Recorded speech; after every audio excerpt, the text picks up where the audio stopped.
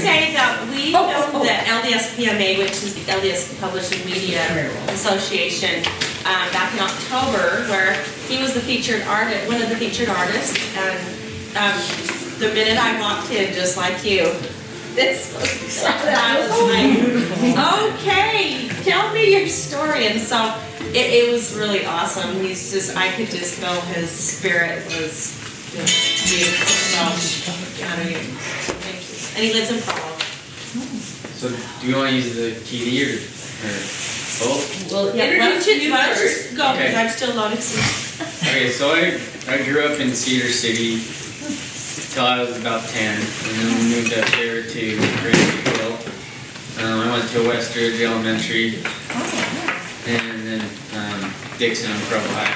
And I've lived in Provo, Orem, Mapleton, Springville area all my adult life. My dad?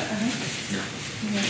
He taught at BYU and UVU. He's a teacher. Okay. Did you go let him go? Did you go to Westridge the first year, or that it wasn't there? Or? No, it was, I was in 6th grade when I went there. Okay. I taught there. Oh, okay.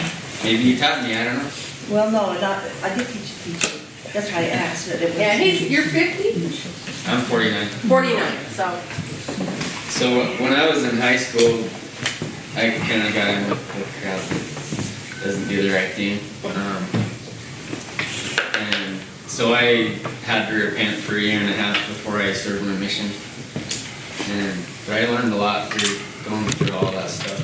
And that has a lot to do with where I am today. I know a lot about addiction. I've been addicted to everything. And then now I know how to get out of it. And that it's possible no matter how low you go. So I went to South Carolina on a mission. And the Angel Oak is in South Carolina. And when I went and saw this tree, and underneath, and it's so huge, it goes underground and comes up in other places, and all the branches are on the ground. And so when I was I need to have a model for the tree, and I thought of the Angel Oak, and I looked up this picture, and that's the Angel Oak is the tree of life. So I came home from my mission, and my wife lived in our neighborhood when I was in high school, and she was 4 years younger than me. So when I moved in, she was 14, and but I'll never forget the first time I saw her. And so we got married, and we have four kids. Tell us about that when you first saw her. Oh. New? She's hot. Yeah, I was sitting on my couch in the living room, and there was a little gap in the curtains. And I saw her walk by, and I was like, whoa. And so I ran up and looked through the curtain, and I had my eye on her the whole time. I waited. When I got home from my mission, I just had a thought to go see her. And we went mountain biking, and she fell in a puddle, and yeah, it was fun. So we got married. Yeah, amazing kids. I love my kids. And so when I should probably put the first. When did you start doing this? Oh. So it was 2017. Shocking. Yeah. And I've just been in my basement this whole time. So did you have a dream, or did you have a dream? The dream started with a little boy named Wyatt. And he was, so the first painting, you can go to the end one. So when I saw this the first time, it was only this. And it was, Wyatt was working his, planning his life here with the Lord. And he'd say things like, well, what do you want to learn? And if it was, I want to learn to love my enemy, he would say, well, then I'll send you one. And sometimes our enemies are in our family. Sometimes we're married to them. No, I love my wife. We don't fight very much. So I could feel everything he was feeling. In the premortal life, we all had this connection of, we just share everything, and that's what this stone is that represents us sharing everything about us. It's our spiritual fingerprint. And it's recording everything, and when we share that with someone, we feel it, we experience it with them in a way that it's like we're as if we are them. And so I could feel everything Wyatt was experiencing, and when he came to earth, he couldn't do anything for himself. His mom had to feed him and clothe him, do everything for him. Was he mentally challenged? So so this is Tiffany. I went to high school with her. We've been really good friends our whole lives.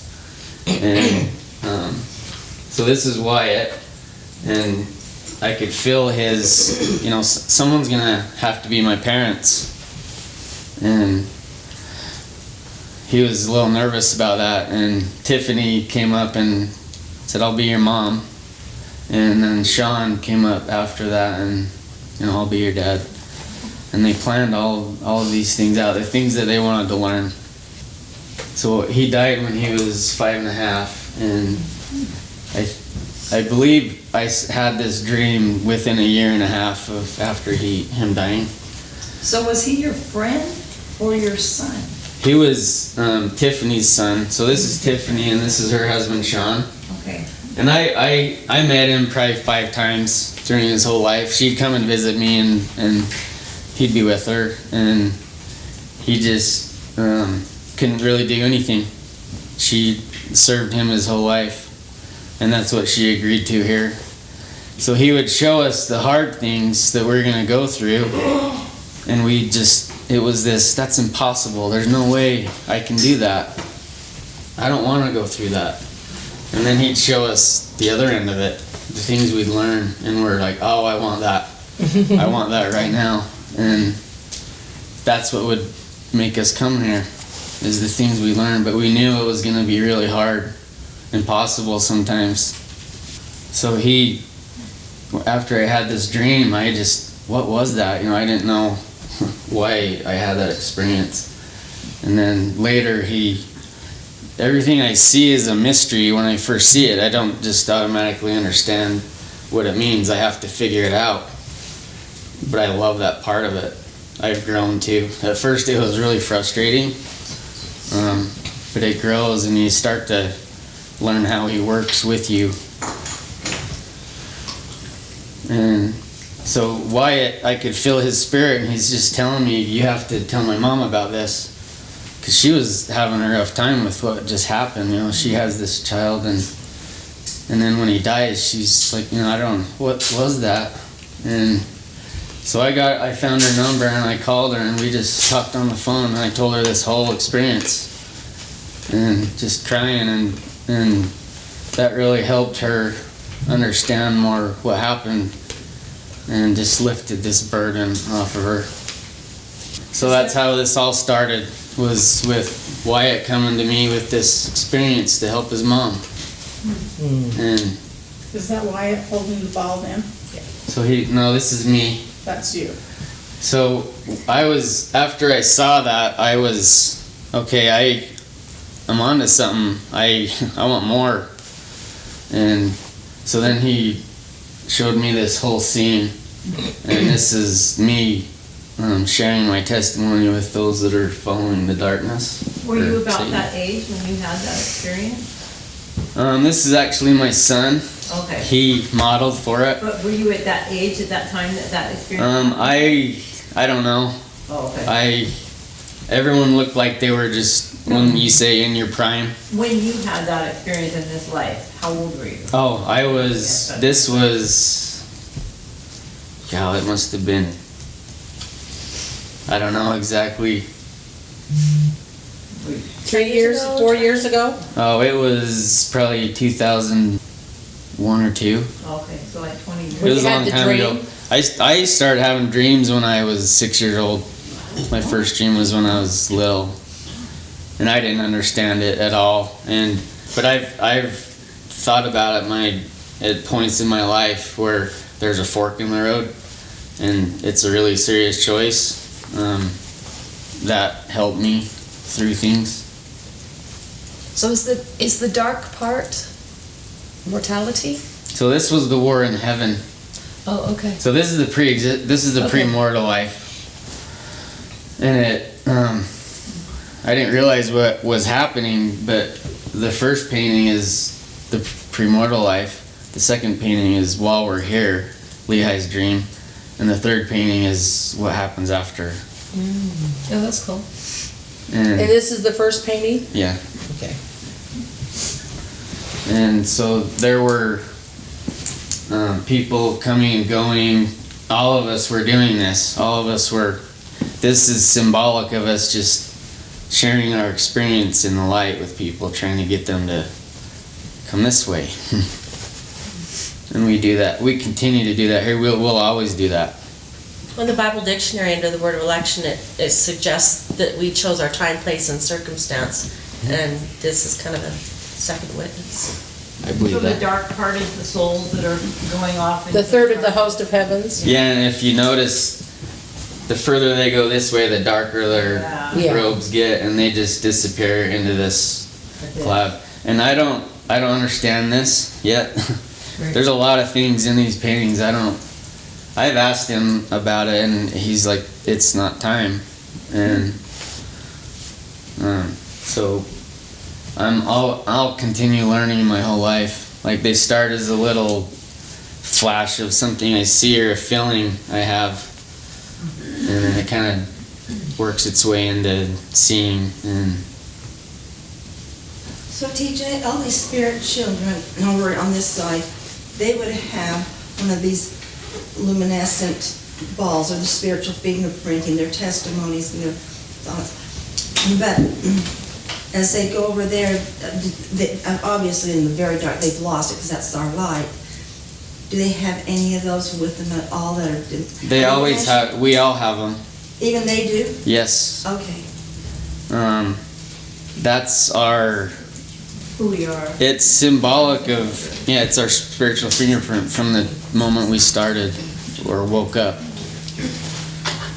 And it's, we use our agency to agree to be a part of this. We choose. And that's in the third painting here. I'll go over that in a little bit. Can I just say something? Last night we were doing a consultation with a young artist who we're commissioning to do Emma and Lucy for the Joseph Smith family reunion this summer.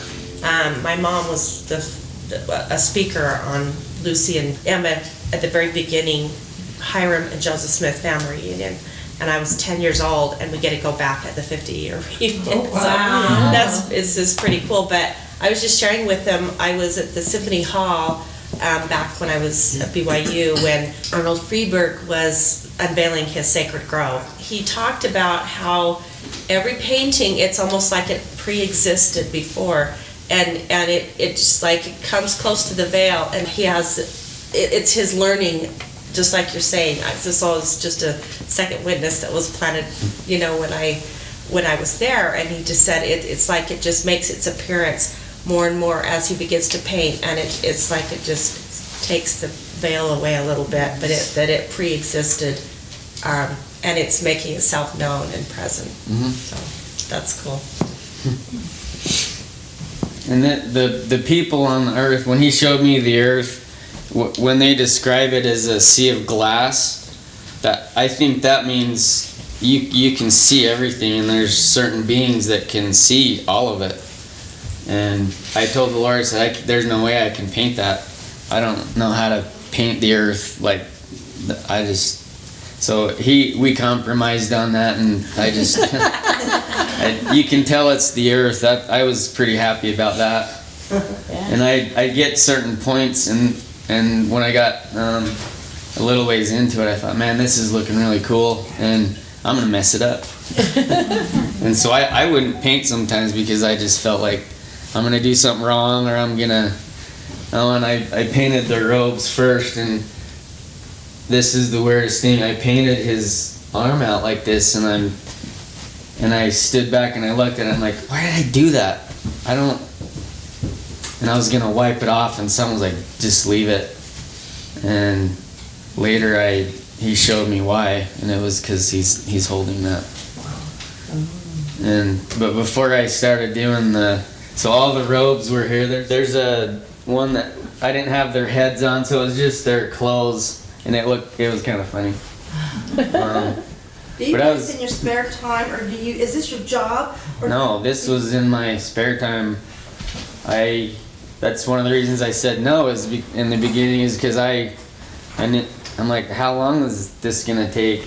And I'd spend hours and hours down there. Sometimes I think 14 hours was the longest I worked on. It was the night I painted Eve, and that was really cool. You know what? Tell us more about how your dreams are.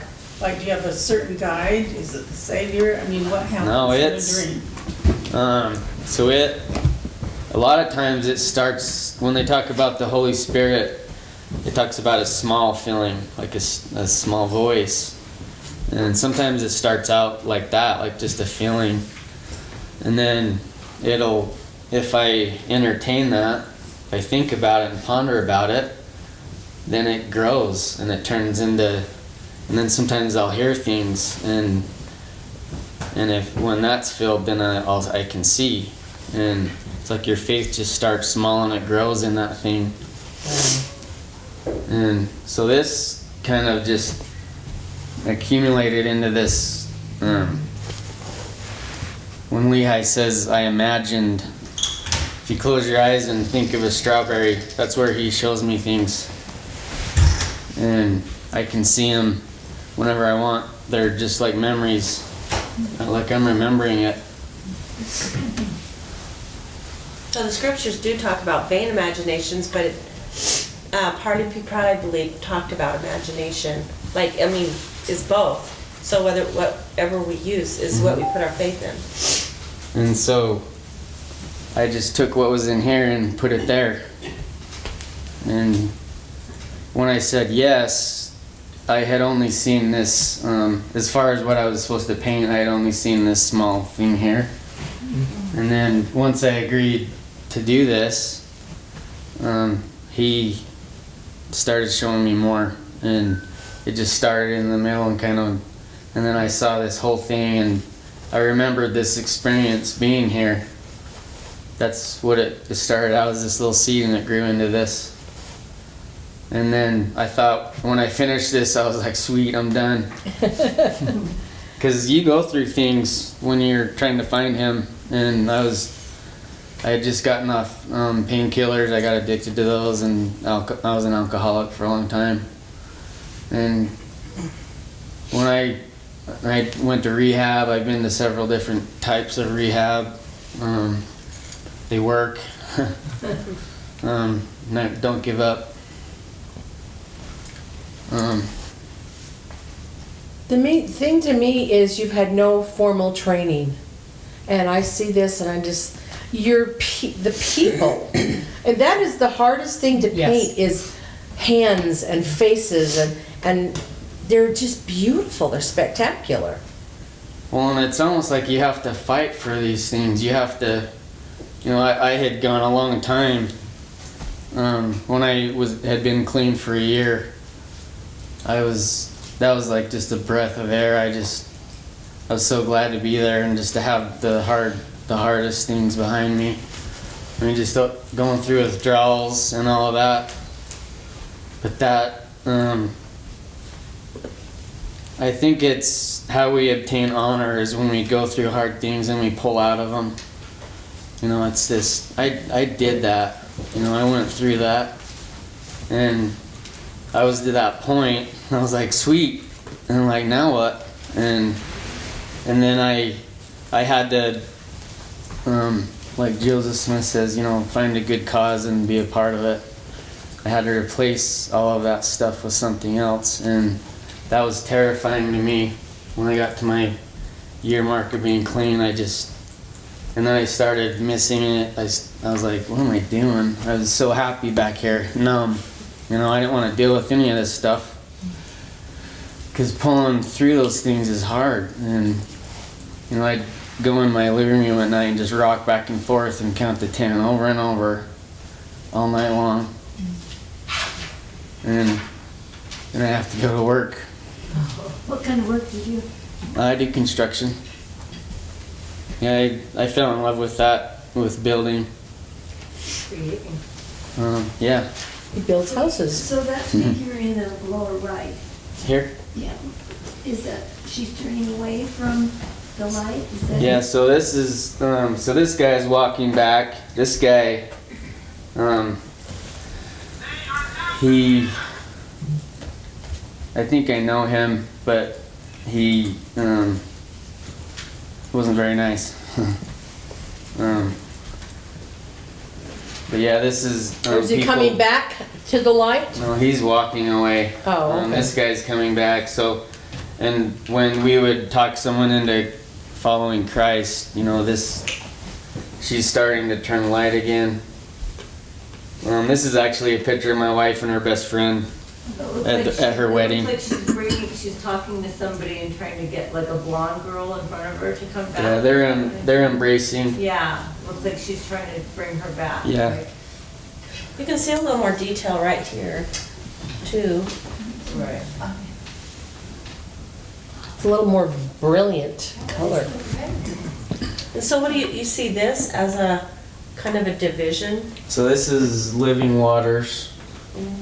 And they're in everything. In the scriptures it talks about God moving along the water. Moving upon the waters. There's water in everything. Yep. Even here we have to have water to live. So this is the tree of life and the spring of water that comes out. And this is it represents temples. That's making covenants. It's also where we dwell. There's dwellings there. And then there were just people, you know, waiting for their turn to come and stand before the Lord. And the tree of life is, well, there's a lot of symbolism in the tree of life, but What is the light, the flash of blue light above? this is the division of light and darkness. Who's the figure to the left, all in brilliant blue? That's the Holy Ghost. That's the Holy Ghost, okay. And when I painted him there, I had no idea why I put him there and why there's blue and white light coming out of them. But I realized later this and this are the same. The light and the truth, right? Yes. And the red? Zero in on that a little bit. So the mist of darkness is like the color of blood. Satan's power is the color of blood. That's how I saw it. And these are coming out of the light. I believe those represent eternities. And The little they'll never universes that are, they Yeah. look like discs, moving discs. Yeah, I had a hard time with those. How to make them not look like flying saucers. You can tell they're universes though, Yeah. Yeah, I spent a lot of time like eternity. learning how to paint that. That was really difficult. Mike, what do you call it? Telescope, the Hubble telescope. When it looks out, it looks like that painting. It Right. looks like these spheres, right? Kind of different angles and Yeah. then solar systems, like Right. beyond. Galaxy. Mhm. Yeah. Yeah, and there's the Talking sun, about the galaxies, moon, and the earth. The 3 degrees of glory are here. Is that supposed to be the moon in front of the earth? Right Yeah. there to the left, yeah. Yeah. And these are temples. Yeah.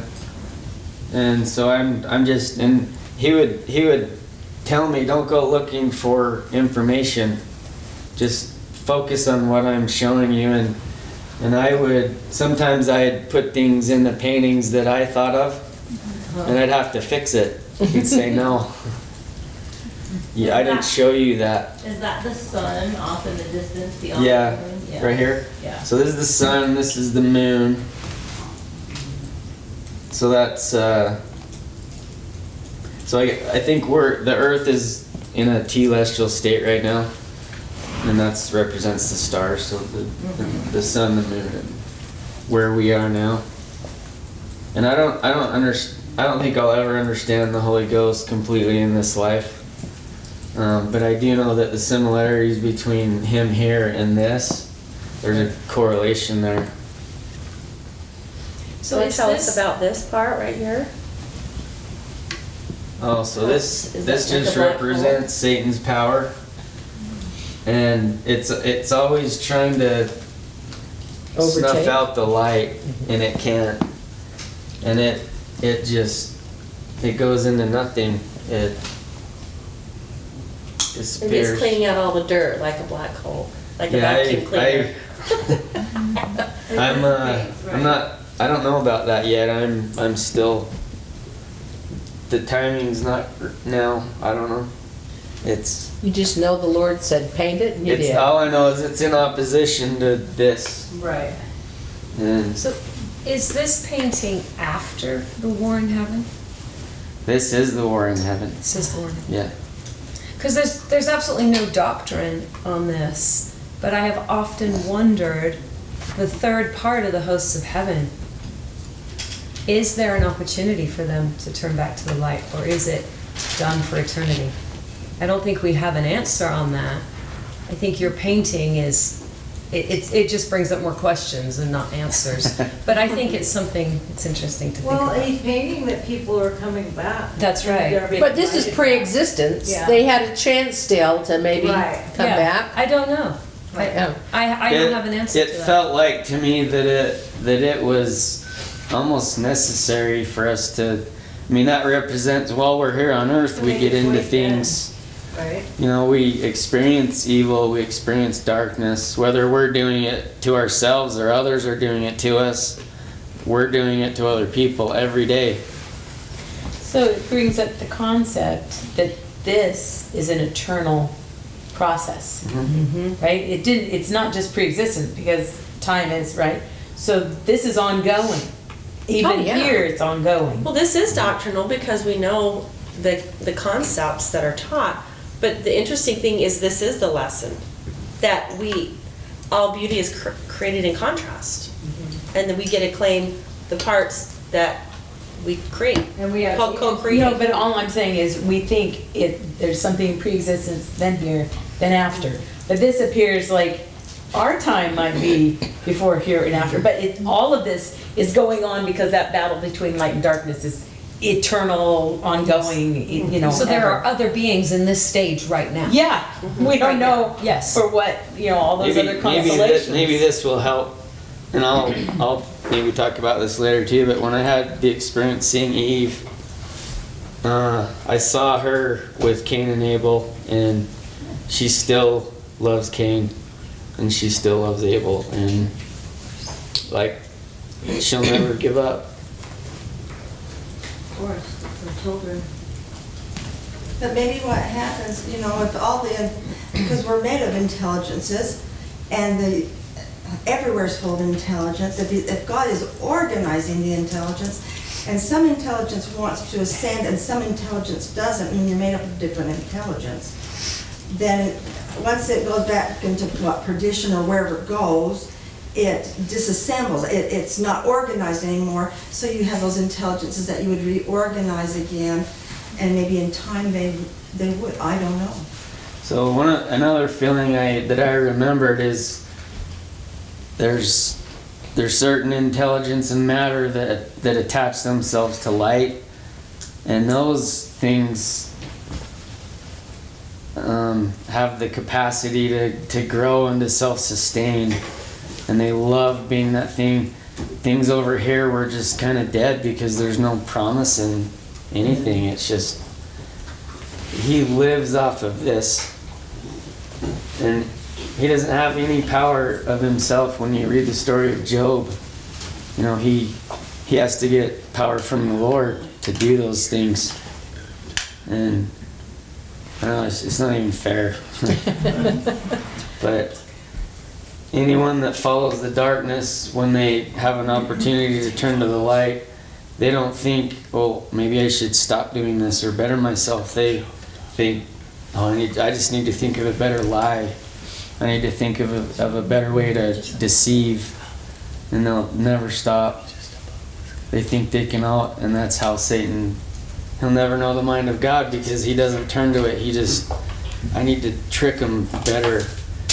His plan was to trick the light, to lie to it, and he can't do that. And that was the Father saying, I already know that doesn't work. But we had to learn that for ourselves because we Yeah. fall for it regularly. Yes. Right, that's what it's feeling like. This is like this macro picture, but our lives individually, every moment is the micro picture, right? That darkness light is constant within your own mind. Yeah. So you're saying you know how to get over addiction, but it's almost like until you say, I'm just following you. I'm just following the light. I'm done with lies. And it's through following him that you shed this stuff.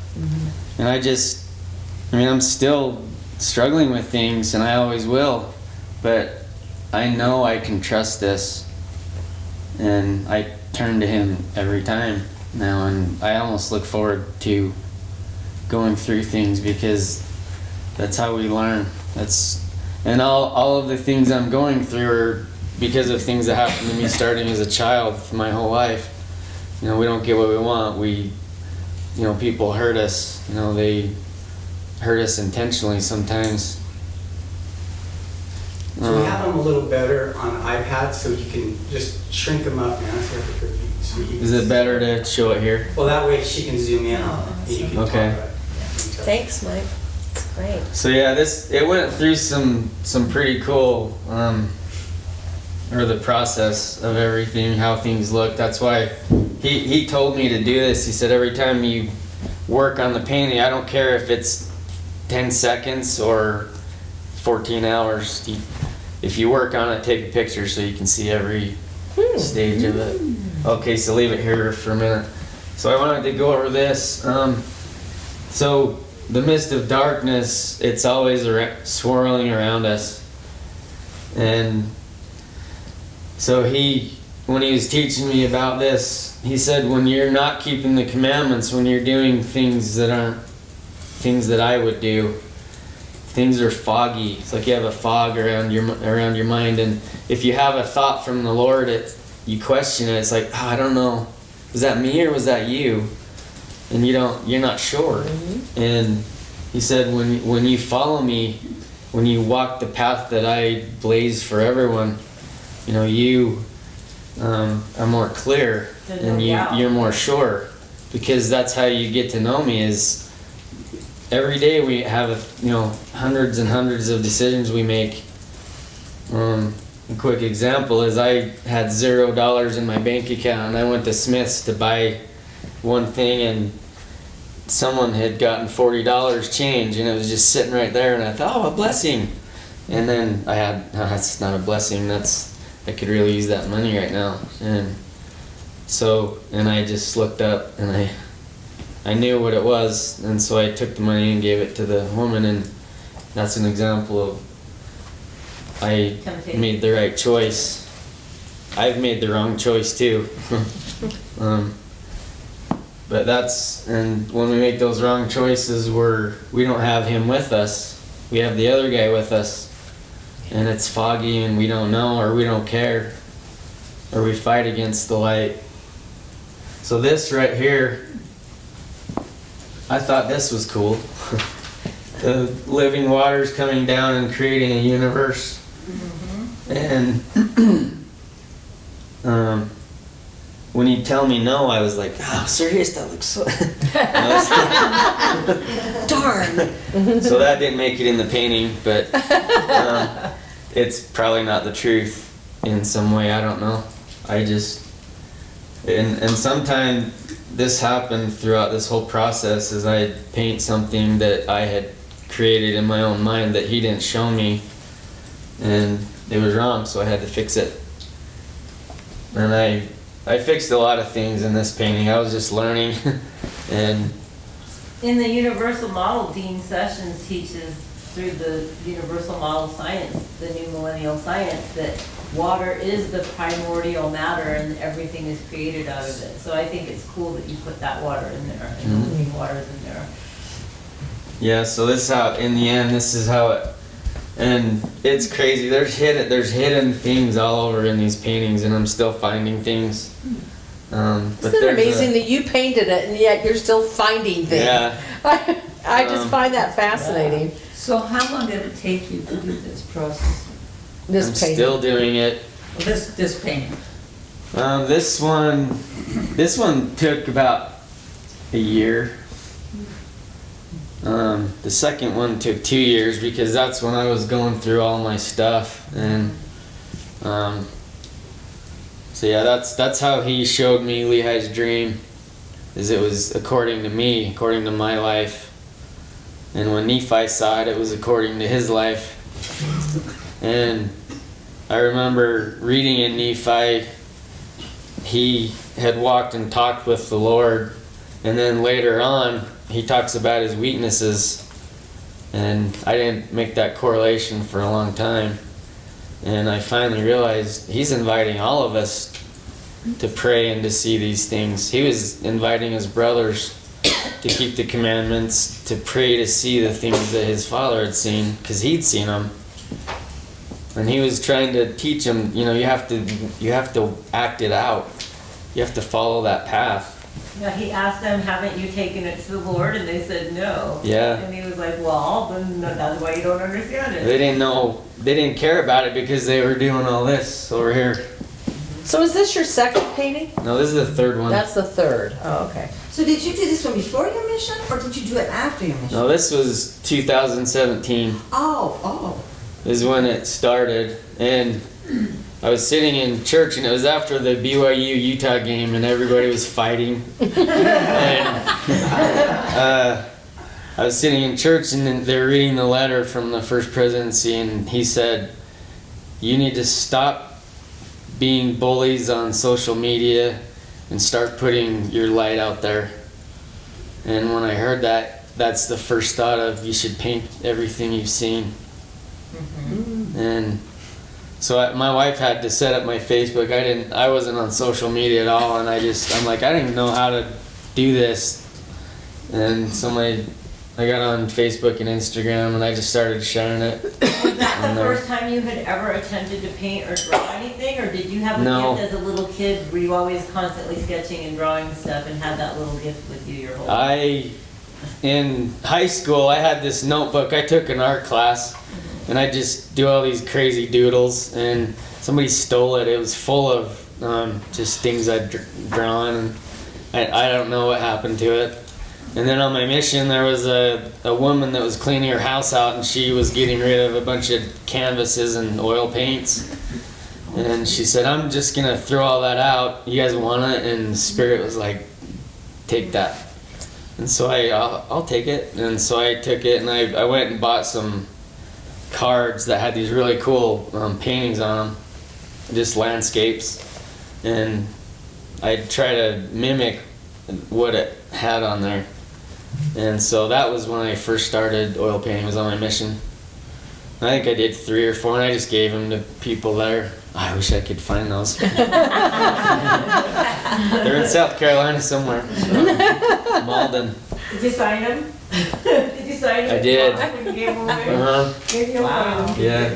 And I didn't take pictures. I don't know where they are. I have no clue. But Well, I found this quote the other day, so I don't know, something's kind of coming together for this, but I just, this artist says, making art gives me a place where I can better understand an idea, a scripture, a person. Creating sculpture gives me the space to process my thoughts and concerns. When I share my artwork, I feel like I'm sharing a journey, not an answer. And that's from Libby Davis. So that's Davis. Yeah. Anyway.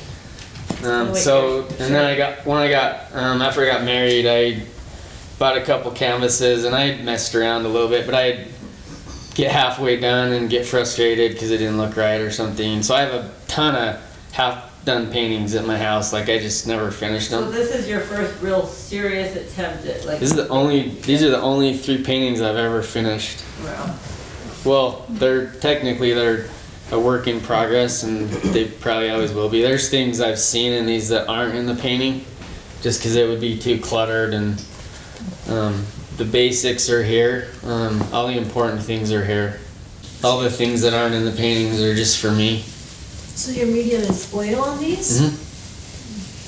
I tried acrylic and it dried so fast. I was like, yeah, that's Bob Ross. I don't know if I can do that.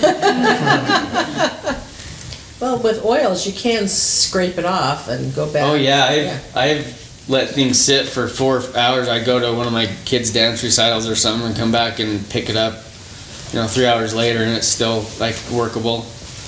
So yeah, I had to use oil because it gave me a lot more time to learn how to paint. So you said it's a work in progress, and you have other identical paintings that you're working on to put more things into?